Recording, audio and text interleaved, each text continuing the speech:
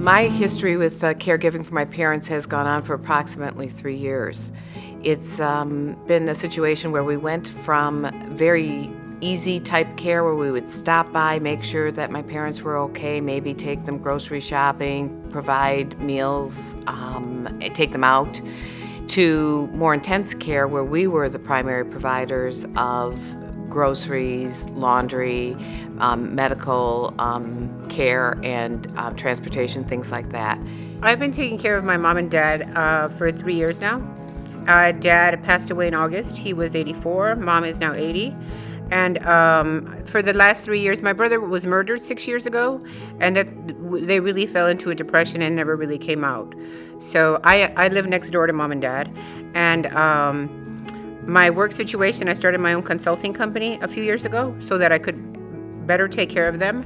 And the last few years, especially the last 2, I've had to eat every meal with them. I was a caregiver for my mother, who had ovarian cancer, and she died a year after the diagnosis, exactly to the day. And so my job was to be her full-time caregiver when she needed it, and when she went into hospice, we did hospice right at my house, and she was my full-time priority.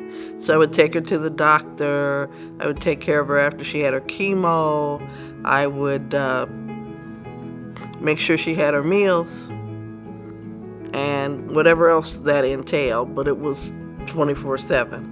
I think the best thing that happens in caregiving is that you actually spend so much time with the person you're taking care of that you have the opportunity to relive some of the moments that you had living in each other's lives in an earlier time. My own caregiving experience was full of ups and downs. I'm an only child, so in a way that was really bad because it all fell on me. In a way it was really good because I didn't have to ask anybody anything. And I wasn't actually disappointed by what anybody stepped up to do or didn't do.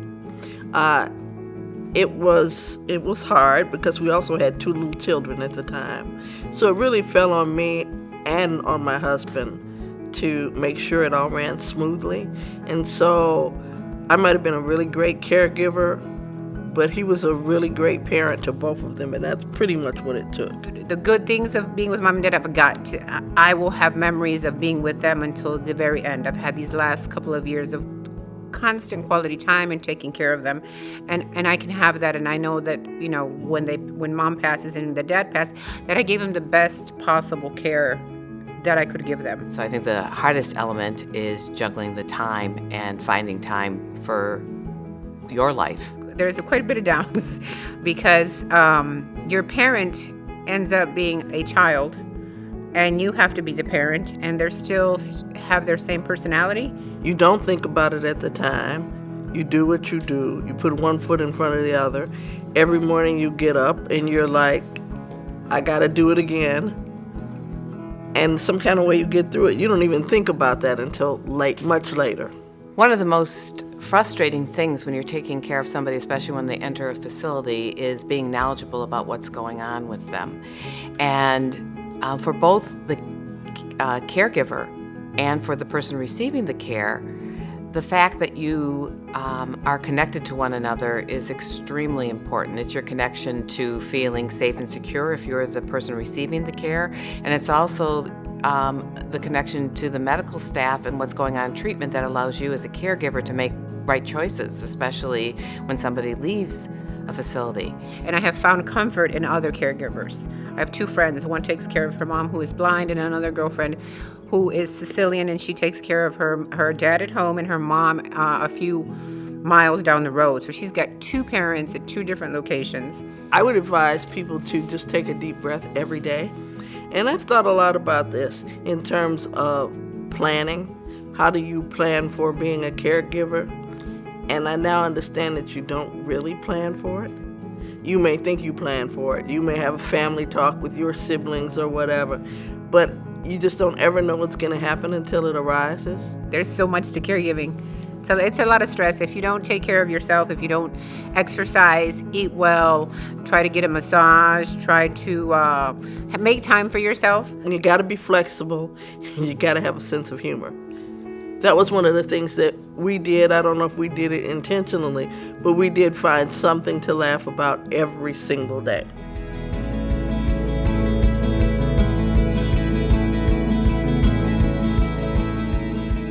The CARE Act would really help in enhancing the ease of care for a caregiver and for the person receiving care, because it brings about a continuity to all the caregiving that's happening, whether it be at the hospital, in the home, out in the community.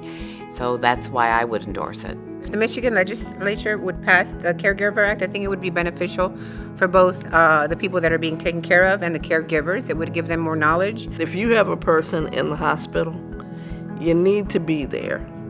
Studies show that people get better care when they know that somebody is in and out.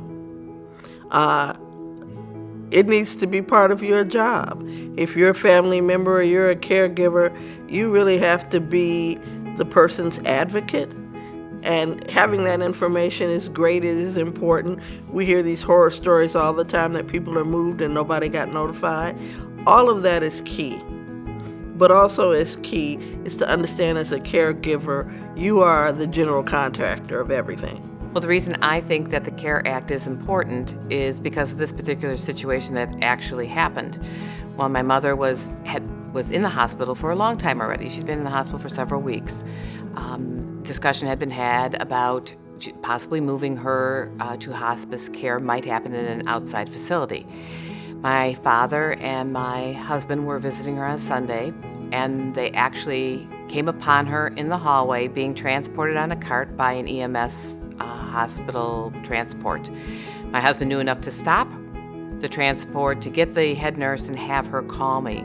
And of course, that discharge didn't happen, but had they not been there at that exact time, she would have been in a facility somewhere else, and we would not have known where that was without some searching and some very emotional confrontations, I would say, with the hospital staff.